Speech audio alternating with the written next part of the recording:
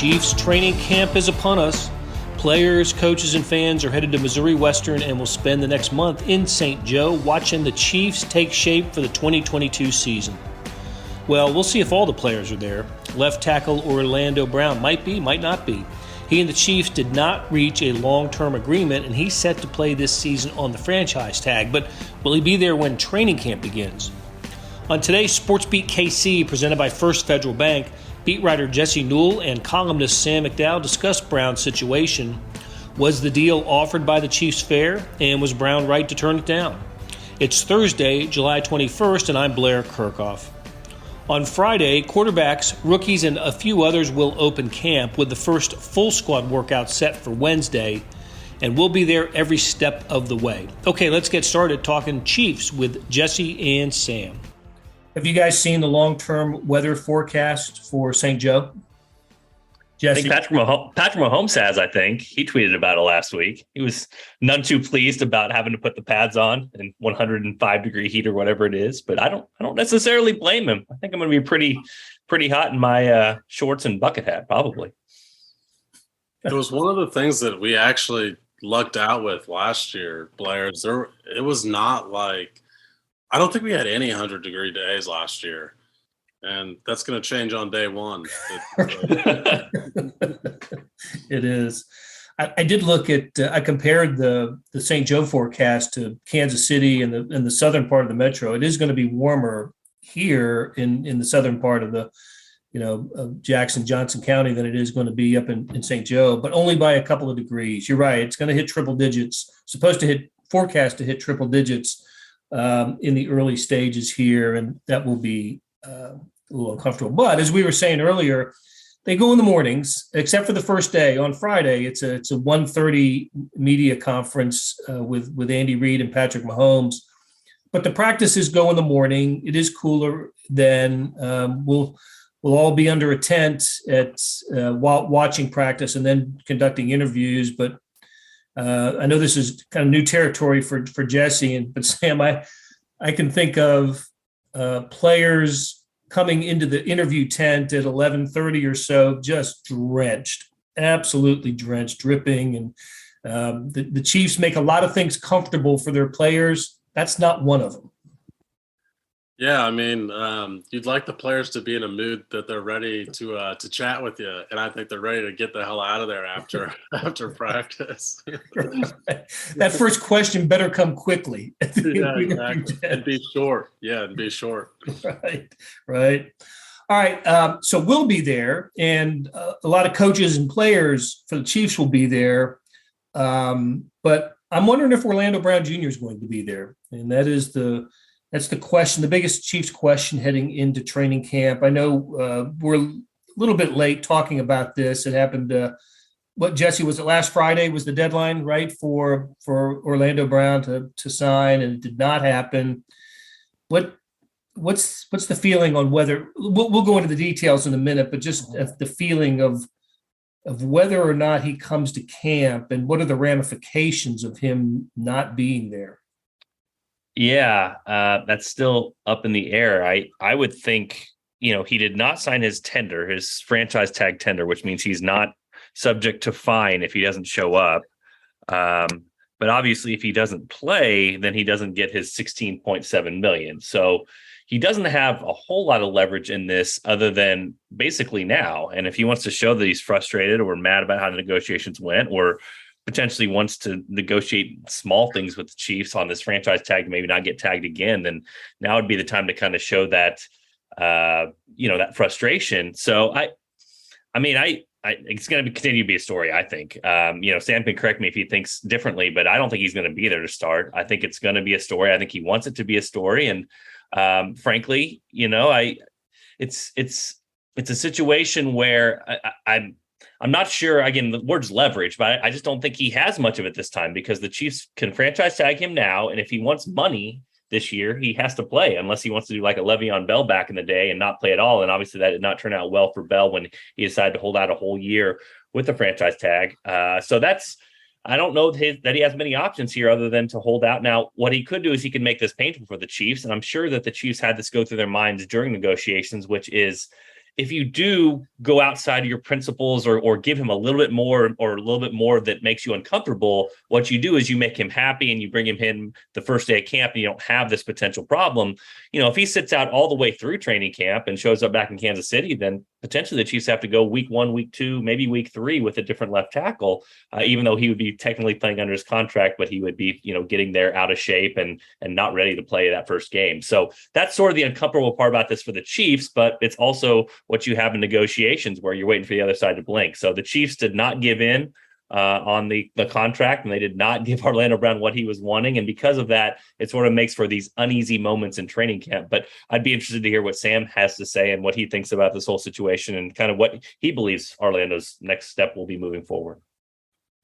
Well, I think the one place he does have leverage is that the Chiefs don't have a backup for Orlando Brown Jr. So if he skips all of training camp, his starting job is not in any jeopardy at all. So it's going to come down to whether or not he just wants to be out there. And there's not a lot of guys you chat with that love training camp. And, he's got a good excuse now to miss it. But as far as the contract situation, usually when you've got a negotiation that doesn't work out, you see one side of it more than the other. I can completely understand both sides of this. And I actually think both sides made the right decision not to sign the contract the other side wanted. From the Chiefs' perspective, they did not stretch their salary cap, and they could have. They've spent this offseason setting themselves up so well for the long term. And they did not want one contract to alter that. With Orlando Brown Jr., I think you can get more on the open market. It does not come down to whether or not Orlando Brown Jr. is the best left tackle available. It comes down to what a team is willing to pay him based on what they have available at left tackle. And to me, that's always going to get the guy in the open market more money than he deserves when you look at the rankings for how guys are paid. And so I absolutely think that Orlando Brown could make more on the open market than, what we think the Chiefs offered. And, that the Chiefs certainly have control over one more year after this one, because you can tag a player twice. I don't know that they would want to go there if they had another option, because what's really been the wrinkle in these negotiations is Orlando Brown Jr. did not have an agent when free agency opened. And so the Chiefs did not firmly know what Orlando Brown's asking price was going to be until their options to replace him were gone. The public posturing leading up to this was, a sense that it was going to get done, but there was a hint or two that it might not happen. One of them, I thought one of the more interesting quotes in the past few months was Orlando Brown basically challenging the Chiefs, saying, you don't want to go into this season without a left tackle. And I thought, well, that's interesting. I don't think I've heard a guy say that. And he's right. He's not wrong about that. But also in the public realm, there was Orlando Brown at what was it, Patrick Mahomes' wedding, and Mahomes saying he thought it would get done. And there were some reasons to believe it was going to happen. But what was it about the numbers that didn't make it happen, Jesse? Was it just in your opinion, the guaranteed money? We've seen figures thrown out there, but they're all in the same ballpark. You think it was the guaranteed money that prevented this from happening when it was supposed to happen? Yeah, I mean, I think a lot of what Sam said is what it reminds me of. There's always kind of like that famous picture of, if you're looking at it one way, the guy sees a 6, and if the other guy on the other side is saying, no, it's a 9. And that's sort of what I kind of see with this is that, from hearing a lot of people and, hearing a lot of opinions about the specific contract. For one, I mean, let's just start. I want to just embrace or start with what this contract wasn't. It was not the richest contract in left tackle history, because I think what's easy to do is cherry pick this and say, well, they offered $44 million on the end, which never would have gotten paid, and say the Chiefs offered him the highest left tackle money and he turned it down. And I've seen this on social media. I've seen people be like, Orlando Brown is a monster. Why would you turn down that contract? That wasn't the contract. You know what I mean? That was just funny money thrown in at the end so that you can say you had the highest annual average value, but it really wasn't. I mean, what this comes down to is the guaranteed money. And so sort of what I've gathered from listening to people talk about this and people who know the cap, better than I would, is that we always hear this right tackle, left tackle money. And obviously Orlando Brown wanted to be a left tackle. Part of the reason he signed with the Chiefs was to be a left tackle. So he obviously considers himself that, but what has kind of taken place this past offseason too, I think, is some of these numbers have gotten crazy. And we can talk about whether it's tackle or not, but it's also like wide receiver, like the Tyreek Hill situation. This is why the Chiefs don't have Tyreek Hill anymore. It's because the wide receiver market looked like it was at a certain point.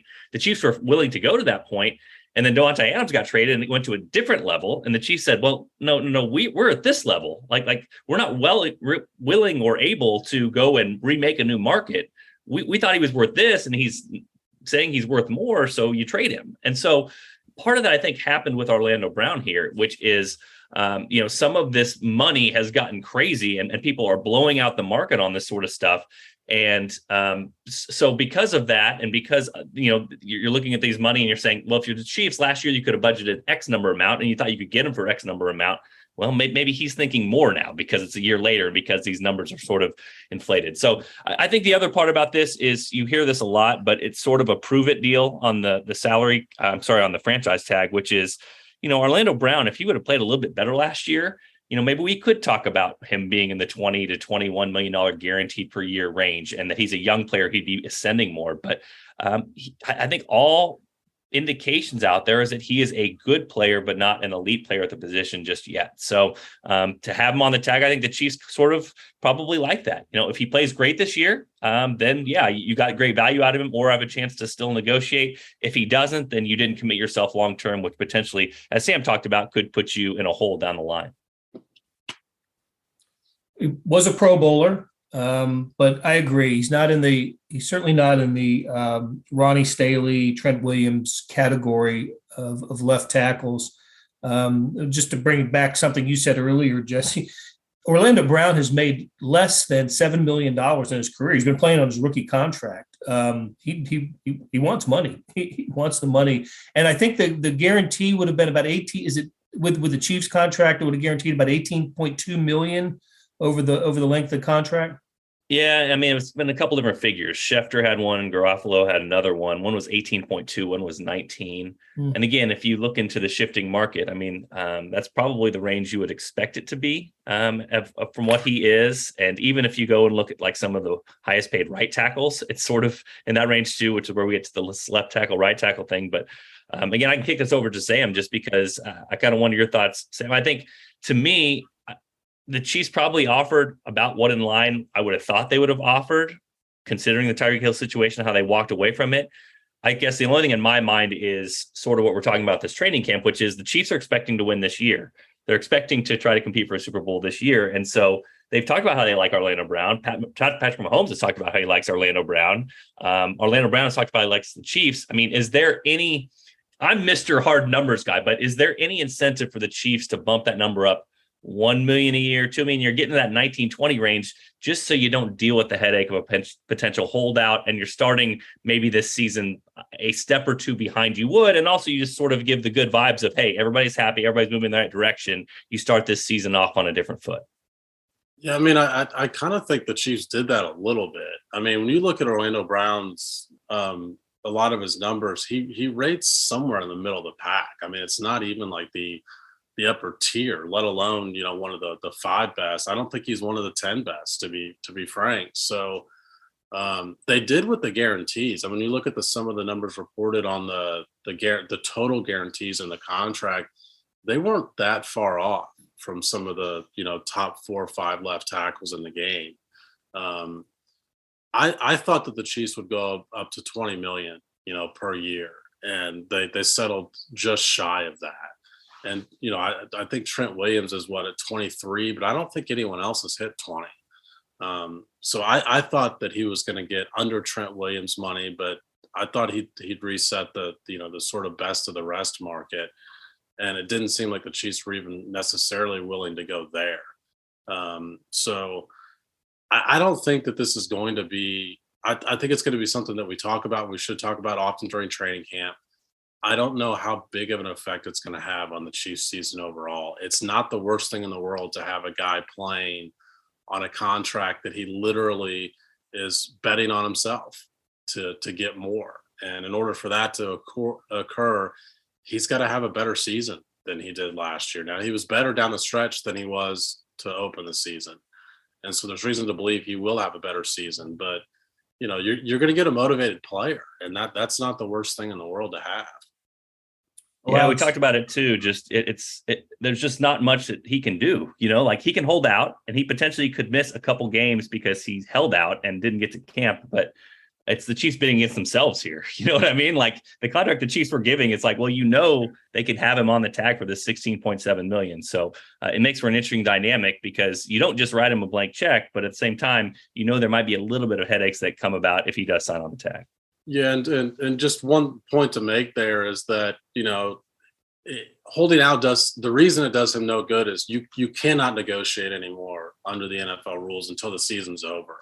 So it's not like he can hold out. And I know you two know this, but to inform our listeners, it's not as though he can hold out for a couple of weeks, then the Chiefs can reimburse him for it later and give him the contract he wants if he holds out. Like those days are over. They cannot negotiate this contract until the season ends. So that's why we say his leverage here is gone. The only leverage he has is just to skip training camp out of his own volition. Allowed 6 sacks last year. Do we know what was his Pro Football Focus number? He was like right around like the 15 to 20 range, I believe. Okay. Well, somebody look that up, and we're going to take a break. And when we come back, we'll pick up the conversation on SportsBeat KC. Buying your first home is a huge milestone, but the journey there can be confusing. First Federal Bank of Kansas City is here to make it simple. After nearly a century of serving the KC community, our loan advisors have experience in every type of housing market. With a short phone call, we can give you a free rate quote and talk through loan options. No pressure, no obligation. The road to home ownership can be simple with First Federal Bank. Get started with a free quote at ffbkc.com/homes. First Federal Bank of Kansas City, because banking is personal. Member FDIC, Equal Housing Lender. Hey, this is Blair. There are several ways to access the Star Sports section. Let me tell you about a couple of them. There is Sports Pass. For $12.99 a month, you get unlimited digital access to all of the Star Sports content, including beat writing, columns, features, pretty much everything we write. The deal renews monthly until you tell us to cancel. For $159.99 a year, you get everything the Star has to offer digitally, including sports and the e-edition. Go to kansascity.com and drop down to the bottom of the page where it says Start a Subscription for more information. Your support has never been more important. As always, thanks for reading and listening. We're back on SportsBeat KC talking Chiefs with Jesse Newell and Sam McDowell. And before we went to the break, I was trying to figure out where Orlando Brown Jr. ranked on Pro Football Focus's list. I think we have found that. Sam, what'd you come up with? Yes, he's 30th overall among tackles, but that includes left and right tackles. So, there's 64 starters, so he's right in the middle of the pack. He grades below average as a run blocker, a little bit better as a pass blocker, but but most guys at those positions are better pass blockers than they are run blockers. So even though he grades better as a pass blocker, he's still below average in that. He allowed 26 hurries according to Pro Football Focus, which was the 16th most among left and right tackles combined last year. Look, I know it's only one set of evaluations. I mean, we all use Pro Football Focus. We think they do a good job. I don't know if that. What should that suggest to the Chiefs? Obviously, they offered what they believed was a fair contract, and they negotiated, went back and forth, and ultimately decided to stick with what they had, and then place the franchise. Then have them play under the franchise tag. Should those numbers? Was Orlando Brown being a little too greedy? I mean, I don't know. I mean, every NFL player I think should be greedy. I mean, your window is so short, and when you think you have the best negotiation position, you got to use it. And I thought Orlando Brown was in a really good spot because the Chiefs don't have another option. And Yeah, I think finish that thought. I want to follow up on that. Well, I mean, if let's look at the Tyreek Hill situation, for example. That happened before the offseason began, before free agency began, so the Chiefs could backfill what they lost with Tyreek Hill in the draft with Sky Moore and free agency with Juju Smith-Schuster and Marquez Valdez-Scantling. Like, there's other options now. They remade their wide receiver core and lost Tyreek Hill in the exact same offseason. With Orlando Brown, because he didn't have an agent until the summer, and now is when we know that Orlando Brown's not going to get the long-term extension, he's their option at left tackle. Like, they don't have another option to go get a left tackle. I mean, other teams have their rosters in place. They're not exactly looking to get rid of guys in their roster. You know, last year when the Chiefs made the trade for Orlando Brown, it was before the draft. First of all, it was a team that had an excess of that position with the Baltimore Ravens. They had 2 left tackles, if you counted Orlando Brown as a left tackle, not a right tackle. And then the draft was coming up. I mean, the Ravens got draft capital that year. Now you basically would be banking on a team that doesn't feel like they're going to make the playoffs. So they're willing to just take on draft capital next year, not improve their roster this year. If they trade, you know, it had to be a good player to justify it. So the Chiefs, I thought going into this negotiations were not in a great spot. You know, Orlando Brown has to be their left tackle next year. But they decided, okay, he's got to be the left tackle next year. Doesn't mean he has to be the left tackle, you know, in 2 years, 3 years, and 4 years. All right. So how does it line up behind Orlando Brown Jr.? What's the depth chart say about that position? Or on the right side, do you move Andrew Wiley over? What's the Chiefs' fallback on this, Jesse? If if they've got to start camp without Orlando Brown? Yeah, I mean, we could speculate here. I mean, the proof's gonna be in the pudding once we get out there, right? I mean, that's sort of what training camp is for. Is we're going to see who's at left tackle to start. I would sure guess that they would put a guy like Jerron Christian out there and just sort of let him have those reps. As Sam said, it sure seems like at some point your left tackle is going to be Orlando Brown this year, unless something crazy happens that we don't expect. But I mean, Joe Thuney is the other option. They did that, I believe, was the Cincinnati game last year, the first Cincinnati game where they moved him, and honestly, things worked out just fine in that one game where he was able to slide over to that spot. I don't think you want that as your long-term solution there. And so that's sort of what's tricky with the Chiefs is, like I said, if there's an extended Orlando Brown holdout, you probably don't want to shuffle for 2 or 3 games, prepare for 3 or 4 weeks for those 2 or 3 games. So that to me would say that you would not want to move Thuney out of his natural spot if you knew he was going to have to move back to, or is going to move back to left guard after those first couple games. So I would think they'll stick a fill in there for now and hope that Orlando Brown decides to, hold out however long he needs to with training camp, but be ready for week 1. And if he is, then, the Chiefs have their setup and they have things ready to roll for that first game against Arizona. Yeah, I mean, when they move Thuney out there, it is an important thing to note. But also, their numbers are limited because it's based on how many you dress on game day. And now they've got anybody on their roster is available to play out there. And also, we all know it's just a fill-in guy. So I do think it's going to be Christian. Lucas Niang is not healthy. I'm sure some people are wondering about that option.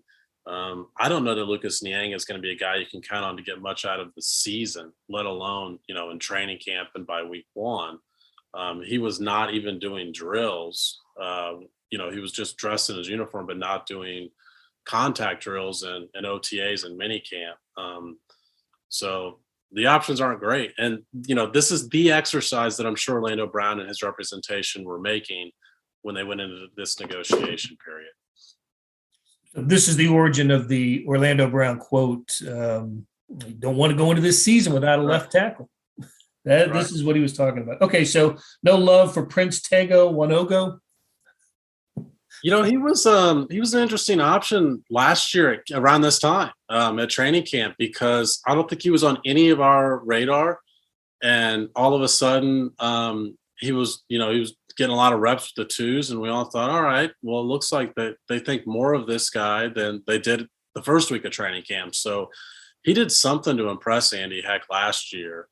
And, a couple games he was able to dress out. So, yeah, I think it's possible that there could be some sort of split reps. As much as what we'll hear the first day of training camp was, we're going to rotate some guys in. Andy Heck likes to rotate all those guys. They don't rotate the guys. Guys stick at the positions. Last year they opened with Trey Smith as a starter from the first snap of training camp, and Trey Smith started as a 6th round draft pick week 1. Like, the 5 they opened with last year were the 5 we saw on week 1 and throughout training camp. So they're going to tell us not to read too much into who's going to be at left tackle to open camp. Like, I'm telling you, read into it, because that's who they've spent all offseason deciding and grading their guys and watching OTAs and saying, this is the group that makes the most sense if we were to start a game tomorrow. You're right, Sam. When there's a position switch at practice, at training camp on the offensive line, it's usually, on the opposite side of the field from where we're sitting in the tent. The mad scramble that goes on in the media tent when someone new's working with the ones. Oh my God, that's tweets fly out and grainy film. It's amazing what happens when there's a 2 finally getting to work with the ones. It's the reason. It's actually the reason I love training camp. And I know I said that you won't find players that say they love training camp. I personally love training camp because they cannot hide information from us at training camp. It's the only time of the year that's possible. Yeah, exactly. All right, Jesse, tell us what's going on. Full squad will not be there on Friday when some players arrive. Who arrives, and then how does it work from there? Yeah, you probably should be asking Sam, because he's the one that's been through this whole thing. But no, it's the rookies to start. But like Sam said, I think it's Mahomes and Reed to talk that first day.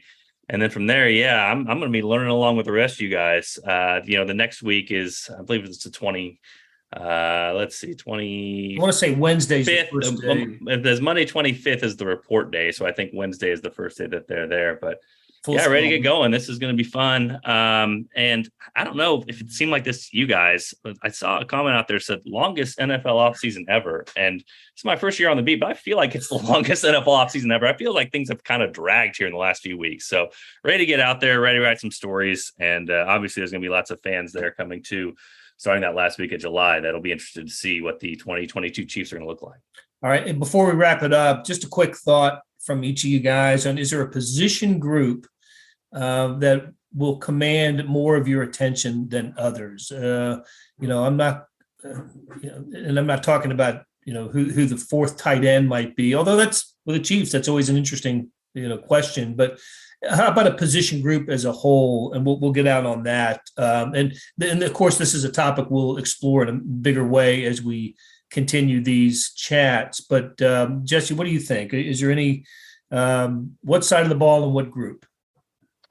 Yeah, I'm going to lean offense, and I'll probably steal Sam's thunder maybe a little bit, but it seems to me like receivers and running backs are we don't know who's going to make it back into the roster on those specific positions. So there seems to be a lot of interest, especially at wide receiver. We kind of know the top 4 that are locked in, but the 2 beyond that, how much will they be needed for special teams? Can Josh Gordon solidify a spot? Corey Coleman, what's his role? Does Justin Watson continue his trend upward, that sort of thing? And then, when they brought back Jerick McKinnon, that sort of added to a very crowded running back room as well. So even the numbers on the specific offensive positions make you wonder, are they going to keep 4 tight ends? If they do, they keep their fullback. If they do, then how many wide receivers can you keep? All that is kind of a domino effect. But I think my eyes will mostly be on those 2 positions and seeing the back end of those, who is going to make this roster, because there's going to be a lot of competition. What do you think, Sam? Yeah, I'm going to twist it a little bit and say, who do they need to have? What positions do they really need guys to step up in? Because, first of all, it's kind of something I'm working on this week. But George Karlaftis, I think, is going to be perhaps the key guy that if you said, hey, we need one guy to have a really good training camp, who do you pick? I think it would be George Karlaftis, because the position group of defensive end and really the whole defensive line, I think, is should be the Chiefs' biggest worry going into the season. We heard all off season that they were going to remodel their defensive line. And since 1 year earlier, we'd heard the same about offensive line and saw them open with 5 new starters. I think we thought there was going to be a bigger makeover than what there was. And right now it looks like remodeling their defensive line was just drafting one with their 2nd, 1st round pick. And I don't think that's going to be enough compared to how bad their pass rush was by the end of the season last year. I think it's the reason they lost the Bengals game that nobody talks about, because of everything else that went wrong in the Bengals game. So I think that's the position group that the Chiefs are going to need some guys that step, whether it's Colin Saunders finally making his step forward. I think we all thought as a rookie, Colin Saunders is going to be a pretty good player. Certainly a great athlete. Yeah. I mean, he's good enough to be a bigger contributor than what we've seen. And injuries have played a role in that over the past couple seasons, but he's got to have a big year. So I just think they're in a spot where they're going to have some guys step up at defensive line, and that's a really interesting spot this year. Yeah, I would agree with both of you. I'd have gone running back on offense and defensive end on the other side of the ball. Okay, listen, always great chatting with you guys. And just a note to our listeners that we're going to be doing something like this almost every day from training camp. We'll have a daily conversation with beat writers, with columnists. We're still sorting out the details, but look forward to that as we bring you the complete coverage from St. Joe Mo starting on Friday. All right, guys, thanks a lot. Thanks, Blair. That'll do it for today. Thanks to our SportsBeat KC staff of Randy Mason, Monty Davis, Jeff Rosen, and Chris Fickett. A salute to our sponsor, First Federal Bank. Their website is ffbkc.com. And a tip of the cap to Jesse Newell and Sam McDowell for sharing their insights. Morning Sports Edition, I love it. You will too. I'm going to go ahead and call it. It is the best sports section in the country. See what I mean at liveedition.kansascity.com. Okay, thanks for listening, and we'll be back soon with another SportsBeat KC.